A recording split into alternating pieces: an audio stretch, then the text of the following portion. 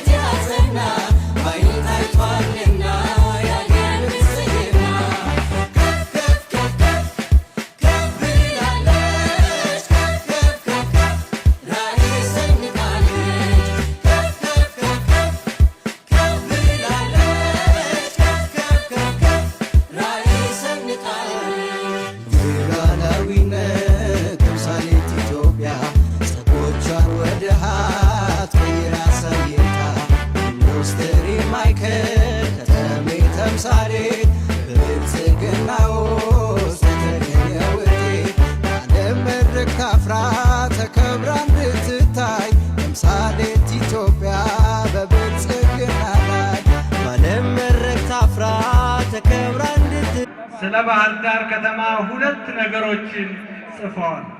የታወቀች የንግድ ከተማ መሆኗንና ነዋሪዎቹ የሰለጠኑ ከተሜዎች መሆናቸውን ገልጠዋል።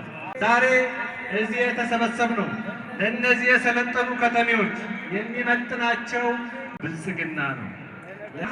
ብልጽግና ሰው ሆኖ የሚንቀሳቀስባት ከተማ ናት። ውቢቷ ባህር ዳር ሕያው ምስክር እየሆነች ነው። ከዚህ በጥቂቱ ለመጥቀስ ከ60 ዓመታት በላይ ጎንደርን ከጎጃም እንዲሁም ሰሜኑን የሀገራችን ክፍል ከደቡብ ሲያገናኝ የነበረው የአባይ ድልድይ ተለዋጭ የተሰራለት በብልጽግና ዘመን ነው።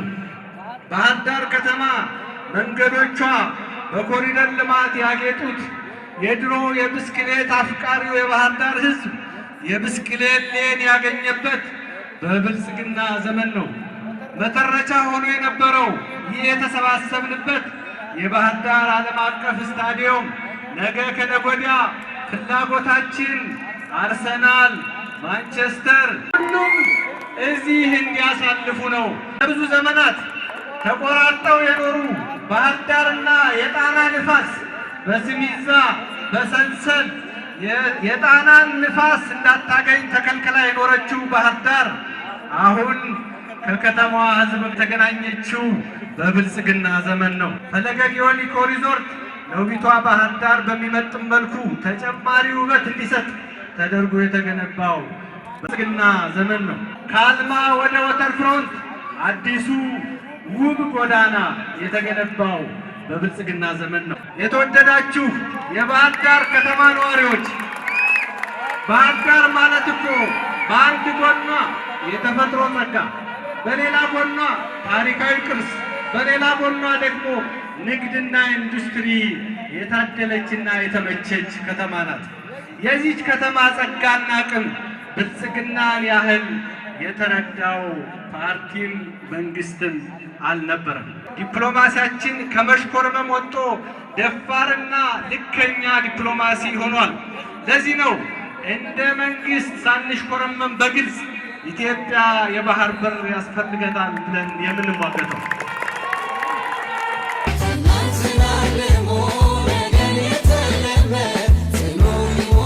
ብልጽግና ማለት ለእያንዳንዱ ዜጋ እኩልነትን፣ ፍትህንና የኢኮኖሚ ተጠቃሚነትን የሚያረጋግጥበት ሀገርን መገንባት ማለት ነው።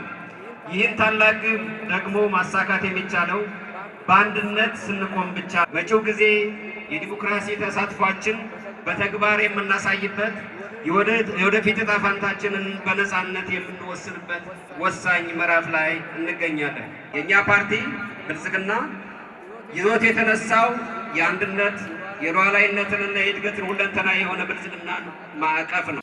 ኢትዮጵያን ወደ ተምሳሌተ ሀገር እናሻግራት ሁላችንም በመደመር የአገልግሎት አሰጣጡን ለማዘመን የመሶብ አንድ ማዕከል አገልግሎትን በማደራጀት የመልካም አስተዳደር ችግሮችን ለመፍታት ሰፊ ጥረቶች እየተደረገ ይገኛል።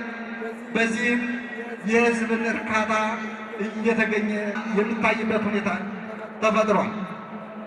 ከተማው በትምህርትና በጤና እና በሌሎች ማህበራዊ ዘርፎች አርአያነት ያለው ስራ እያከናወነ እንገኛለን። መድረሻችን ጫፍ እስከ ጫፍ እንዲሰማ ለኩሰው ይቀጣጠል የድል ሻማ